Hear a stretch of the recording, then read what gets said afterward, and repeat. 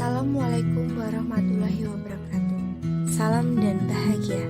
Perkenalkan, kami dari kelompok 7 akan mempresentasikan hasil diskusi kami tentang konsolidasi perubahan kepemilikan. Perkenalkan anggota dari kelompok kami. Yang pertama ada Andre Sadewa, yang kedua Prita Widyaningrum, yang ketiga Mariana Kelani, yang keempat Aktian Devianti, dan yang kelima Latifah Nur. Ajaran teman siswa yang relevan dengan mata kuliah akuntansi keuangan lanjutan yaitu tetap, mantap, dan mantap. Yang pertama, tetap. Tetap berarti ketetapan hati, tetap pada pendiriannya, tidak tergoyahkan oleh pengaruh negatif. Kaitannya dengan konsolidasi yaitu memutuskan sesuatu, pertama-tama sebaiknya mematangkan hati kita jika akan melakukan penggabungan usaha. Sebaiknya kita mengikuti kemauan hati diri sendiri tanpa terpengaruh oleh orang lain. Dengan begitu, tidak akan ada penyesalan di kemudian hari jika terjadi sesuatu yang tidak diinginkan. Karena dengan hasil pemikiran yang berbobot akan menciptakan tindakan yang berkualitas serta dapat bertanggung jawab atas keputusan yang telah diambil. Kemudian mantap, berarti berat, berbobot, dan bermutu. Jika dikaitkan dengan konsolidasi yaitu peleburan atau penggabungan usaha yang dilakukan secara berbobot dan bermutu. Berbobot sendiri diartikan memiliki nilai yang lebih tinggi, sedangkan bermutu berarti memiliki kualitas yang baik.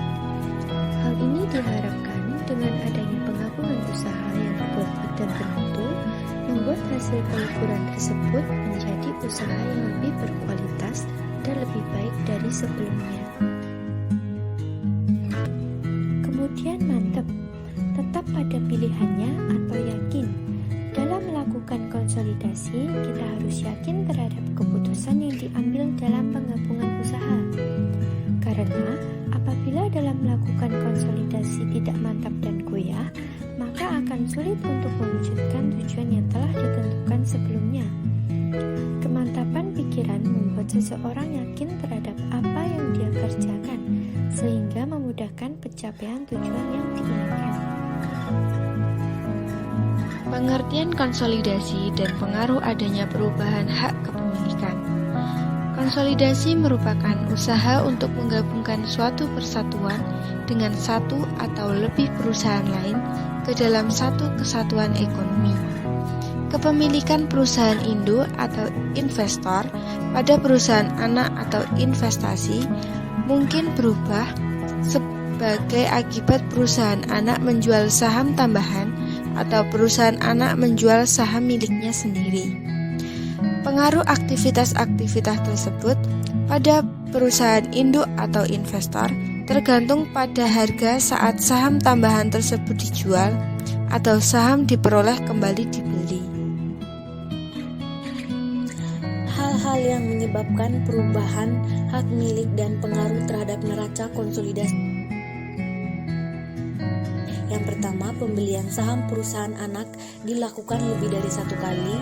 Hak-hak kontrol diperoleh sejak saat pembelian saham pada tahap pertama. Yang kedua, pembelian saham perusahaan anak dilakukan lebih dari satu kali.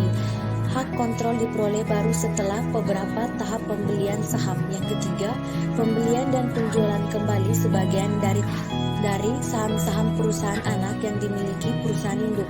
Yang keempat, emisi saham dan atau penarikan kembali saham-saham perusahaan anak mempengaruhi hak-hak pemilik perusahaan induk. Yang kelima, transaksi saham yang ditarik dari peredaran perusahaan anak. Akuisisi selama satu periode akuntansi. Apabila perusahaan induk mengakuisisi perusahaan anak selama periode akuntansi, beberapa penyesuaian konsolidasi harus dibuat untuk memperhitungkan laba perusahaan anak yang dihasilkan sebelum akuisisi dan dimasukkan dalam harga beli. Laba seperti disebut sebagai laba pra-akuisisi. Untuk membedakan dengan laba entitas konsolidasi, demikian juga dengan dividen pra-akuisisi adalah dividen yang dibayar atas saham sebelum akuisisi yang membutuhkan penyesuaian konsolidasi tambahan. Laba pra-akuisisi. Penghasilan pra-akuisisi dapat dieliminasi dengan mengeluarkan penjualan dan beban perusahaan anak sebelum akuisisi dari penjualan dan beban-beban konsolidasi. Dividen pra-akuisisi. Dividen yang harus dibayar atas saham sebelum akuisisi. Dividen pra-akuisisi akan dieliminasi dalam proses konsolidasi karena dividen tersebut bukan merupakan bagian dari ekuitas yang diperoleh. Yang selanjutnya adalah penjualan kepentingan kepemilikan. Apabila perusahaan induk atau investor menjual kepemilikan, keuntungan atau kerugian atas penjualan dihitung sebagai perbedaan antara hasil dari penjualan dan nilai buku investasi yang dijual. Tentu saja, nilai buku investasi harus merefleksikan metode ekuitas jika investor mampu menggunakan pengaruh yang signifikan terhadap perusahaan invest. Jika perusahaan induk memperoleh kepemilikannya dalam beberapa pembelian yang berbeda, saham yang dijual harus diidentifikasikan pada akuisisinya. Hal ini biasanya dilakukan atas dasar identifikasi khusus atau asumsi arus FIFO atau first in first out, masuk pertama, keluar pertama. Kemudian perubahan kepentingan kepemilikan dari transaksi saham perusahaan anak. Penerbitan saham perusahaan anak merupakan suatu sarana untuk memperluas operasi perusahaan anak melalui pembiayaan eksternal. Tentu saja, baik keputusan ekspansi maupun pembiayaan dikendalikan oleh perusahaan induk.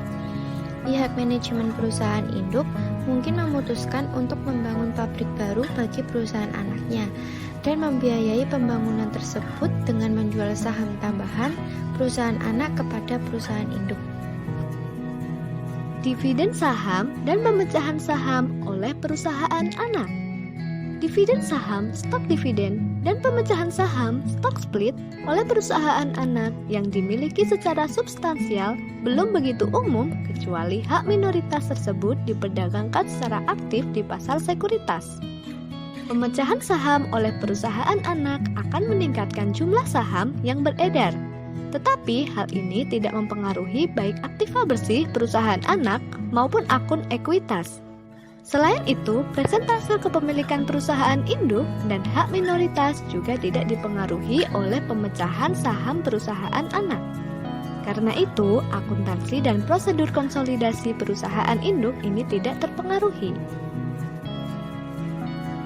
Sekian video penjelasan dari kami. Terima kasih bagi teman-teman yang sudah menonton. Semoga video ini bermanfaat. Terima kasih, salam!